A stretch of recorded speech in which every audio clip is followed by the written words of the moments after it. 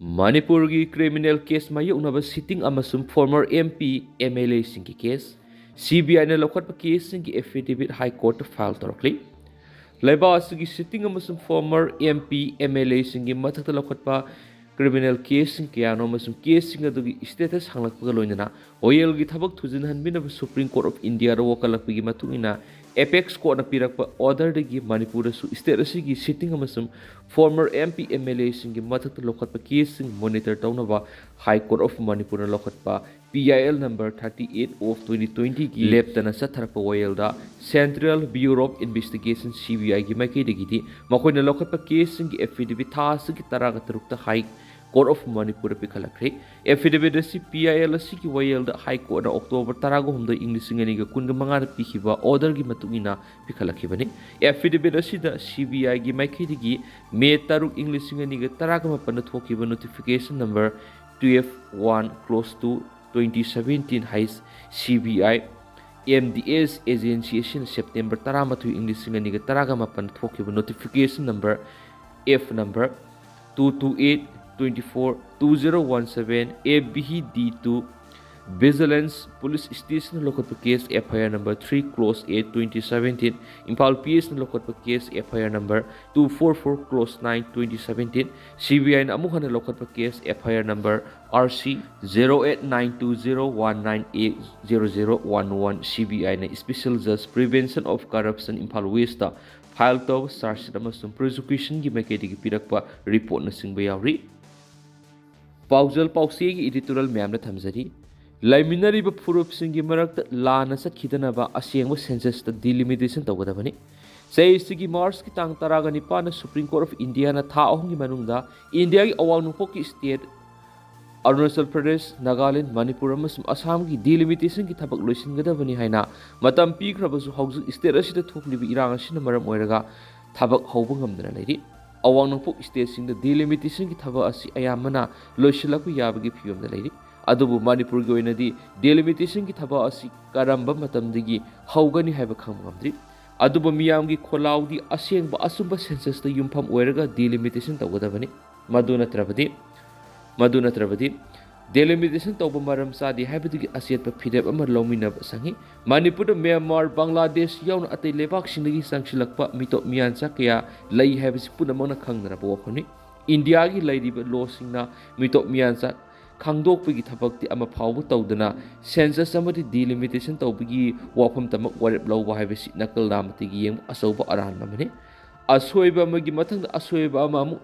Henjin na tawsinbagi thawangni Supreme Court ki yathangi matungina pangthokadoriba census amasum delimitation asigi mangoinana Myanmar refugee kya sangsilaktuna leiriba Mizoram dadi mitop khandokpa amadi biometric lawbagi thabak khumang yangsina sangsinbu uri census ki thaba asi missing hengatpagi sayinaba maphamda pangthokpa yaro hena Census of India Act 1948 na mayek sengna supali habisi India lengan usinatri Manipur mitop kya sangshinduna khunda laita aduna laikhre habisi center amasum state lainga na sabsana khanglabani English singani ga ama census ta sandil gi sakpi karong da sada samaga taraga nipan missing hengakhi Susampur amadi saikota lairiba khul singna sahi amada mapum kadai digi lakpano haiba history laitaba mi lising ani gi sang hengalakhi haukibi English singani ga amagi census report yumpa moiduna delimitation tawgadaba du singi subdivision mapanda yamna sanadaba mong missing ka hen hengalakhi masigi sayanaba asina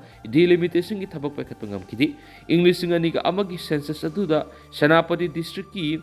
Purul subdivision da missing khwaidi gi wangna sada samaga humfuga nipan ga point humdraga nipan gi sang hengakhi Mau Maram subdivision da missing sada samaga nifugumda ga point taraga nithugi sang hengakhi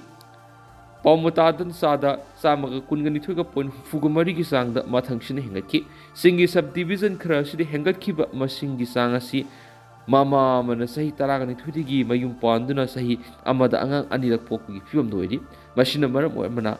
Mama mana sahi taraga nithudi mayum panduna sahi amada anga anirak pokgi fiom daleri masina mama mana sahi kundagi na kunga mari phawgi sang na pokgi ratio ni malem goina World Health Organization ki matungina furup amagi angang pokgi sang asi 2.1 hedi India gi oina National Family Health Survey gi matungina Manipur gi oina mitei singna angang pokwi sang asi 1.77 Muslim gi oina 2.34 duga Christian sing gi oina 2.94 oiri masigi marakta hausuk Myanmar ri Kuki jau singna logi wangmada Chuchampur Kangpokpi Pherzol Tengnopal leptana sangsilakpana mi singna hena laishilakpana singmi yelhomi singi mi singdagi ka hena lairi haibisida miyam punamana khangarabani Manipur illegal migrant lakyana ngamkhai lansilaktuna leptana khundasilakli haibisidi India lengangna pangtokpa census report amadi min uba thagdok singna miyam punamangna khanglaba ngaktani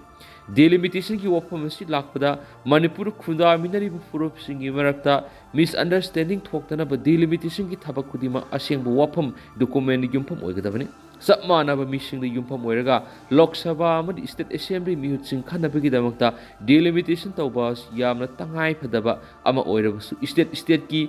oiriba phibam gi matungina delimitation asi apiba matam gi manungna tawba natragna tawdaba haibadasu leplibani Supreme Court ki order matungina North East ki state marida delimitation ki thabak loisinanaba tha mari gi matam pikhrabasu aikhoi Manipur gi di aran mada yumpham oiba census asi hana sumthoktuna amadi mitop khandoktuna National Register of Citizens NRC gi mapung phana satnaraba matungda puthokpa asingba census aduda yumpham oiraga delimitation hau tawgadabani delimitation ki process asi haudringai Manipur gi oinadi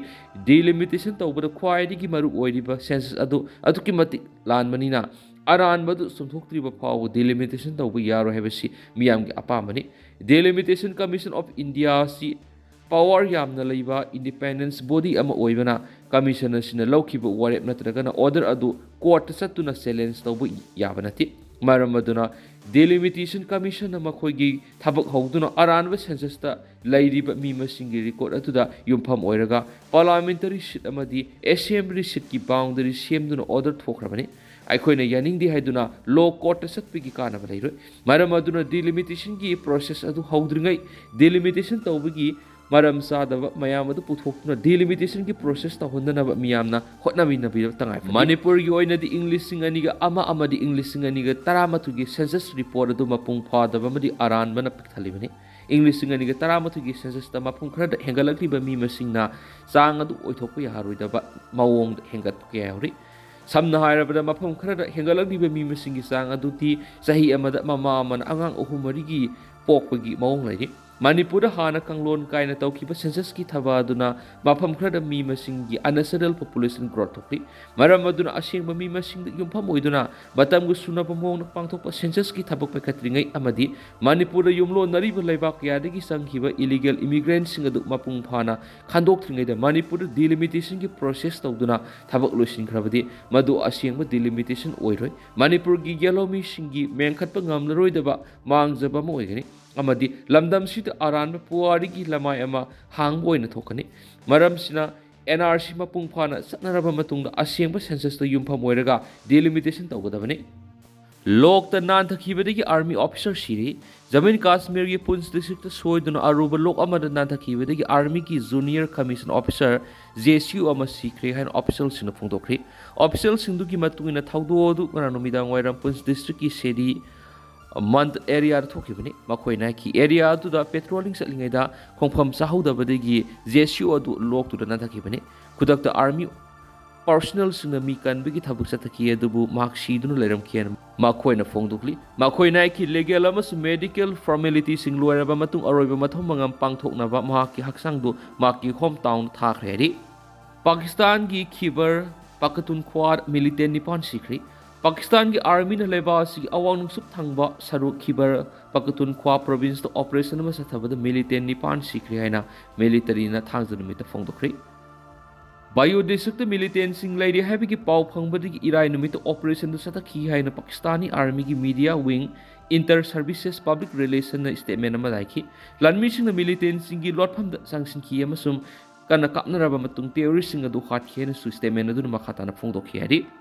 Say tara humdoi rongi nupi masama school building digi song tharaga sikre Maharashtra da masagi say tara humdoi shurubi mahiroi nupi masama maki mathol ani ki school gi yumthak tagi song tharaga iragi ayukta sikre